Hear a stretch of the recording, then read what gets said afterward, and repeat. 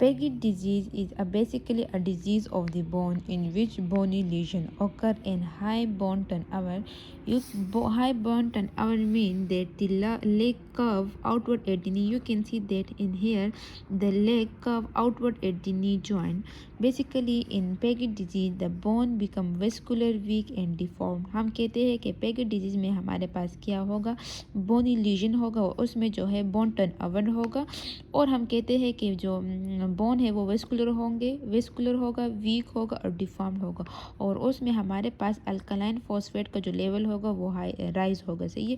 Mostly जो हमारे पास bone effect होते हैं पैकेट डिजीज़ में, हमारे पास पेल्विस है, फीमर है, तिबिया है, लंबर स्पाइन, के स्कल है और स्केपुला है। मोस्टली ये बोन हमारे पास पैकेट डिजीज़ में इफेक्ट होते हैं। अगर पैथोजेनेसिस की बात करें तो पैकेट डिजीज़ में हम बेसिकली कहते हैं कि हमारे पास ऑस्टियोक्लास्ट सेल जो होते हैं, osteoclast basically bone deformation cell होते हैं, और ऑस्टियोब्लास्ट बोन फॉर्मेशन या न्यू बोन फॉर्मेशन सेल्स होते हैं। सही है। तो बेसिकली हम कहते हैं कि पैकेट डिजीज़ में हमारे पास क्या होता है, ऑस्टियोक्लास्टिक एक्टिविटी इंक्रीज होगा और ऑस्टियोब्लास्टिक एक्टिविटी डिक्रीज होगा। मीन बोन डिस्ट्रक्शन जो है वो इंक्रीज होगा और बोन फॉर्मेशन हमारे पास क्या होगा, वो डिक्रीज हो गई। सही है। तो इस वजह से हम कहते हैं कि हमारे पास क्या होता है, इसमें बोन जो है वो डिसऑर्गेनाइज्ड होता है और डिफॉर्म्ड होता है। सही है। और काजिज़ की अगर बात करें तो मोस्टली हमारे पास जेनेटिक फैक्टर इन्वॉल्व होते हैं या एनवायरमेंटल फैक्टर इन्वॉल्व होते हैं। सही है। क्लिनिकल फीचर की बात करें तो बेसिकली हमारे पास इसमें क्या होता है, बोन पेन होता है, डेफनेस होता है और पैथोलॉजिकल फ्रैक्चर होता है। बोन हमारे पास जो है वीक होता है तो वह फ्रैक्चर जल्दी फ्रैक्चर हो जाते हैं। सही है। और इसमें हमारे बोन बिकम सॉफ्ट हो जाते हैं। सही है। और इसमें हम कहते हैं, और जो हमारे पास इसमें मोस्ट कॉमन सा क्लिनिकल फीचर है उसमें हमारे पास क्या होता है, पेशेंट बिकम डेफ, उसमें हमारे पास डेफ होगा। सही है। पेशेंट जो है, और इसमें और हम क्या कहते हैं कि हमारे पास जो कार्डिक आउटपुट है वो ज़्यादा होगा, उसकी वजह से हमारे पास हाई कार्डिक फेलियर होगा, क्योंकि हमारे पास वेस्कुलरिटी इंक्रीज होगा। जब वेस्कुलरिटी इंक्रीज होगा तो हाई ब्लड उस एरिया को सप्लाई होगा, जिसकी वजह से हमारे बॉडी में ज़्यादा कार्डिक आउटपुट की ज़रूरत होती है। सही है। उसकी वजह से हमारे पास high cardiac failure output failure होगा। सही है। और कम्प्लिकेशन जो है वो हमारे पास ओस्टियोसार्कोमा हमारे पास रेयर कम्प्लिकेशन है।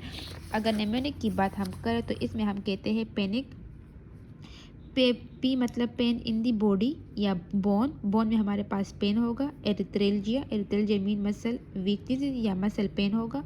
एन मीन न्यूरल डेफनेस, हमारे पास जो है पर्सन होगा वो डेफ होगा। बोन में जो हमारे पास डेंसिटी होगी वो इंक्रीज होगा। सी मतलब कार्डिक फेलियर, पेशेंट जो है वो हाई कार्डिक फेलियर की तरफ जाएगा। इसमें हमारे पास स्कल और जो वर्टेब्रा है वो स्क्लेरोटिक होंगे। सही है। इस तरह आप इस डायग्राम में भी देख सकते हैं कि ये हमारे पास नॉर्मल बोन है, और इसमें जो है हमारे पास ये वाला एरिया जो है वो क्या है, स्क्लेरोटिक एरिया है। और इसमें ये डायग्राम में आप देख सकते हैं कि ये हमारे पास नॉर्मल लेग है, और पैकेट डिजीज़ में हमारे पास टर्नओवर ऑफ द बोन होता है। सही है। इन्वेस्टिगेशन में मोस्टली हम क्या करते हैं, इसमें सीरम अल्कलाइन फॉस्फेट देखते हैं। उसका नॉर्मली जो सीरम कैल्शियम और फॉस्फेट लेवल होता है वो नॉर्मल होता है, लेकिन अल्कलाइन फॉस्फेटेज जो लेवल होता है वो इंक्रीज होता है। सही है।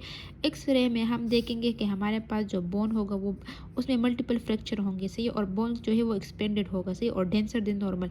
इसमें हम जिस तरह हमने यहाँ पर भी बात की है कि हमारे पास आई का मतलब है कि बोन डेंसिटी जो है वो इंक्रीज होगा, तो इसमें भी हम एक्सरे में देखेंगे कि हमारे पास बोन जो है वो डेंसर देन दी नॉर्मल होंगे। सही है।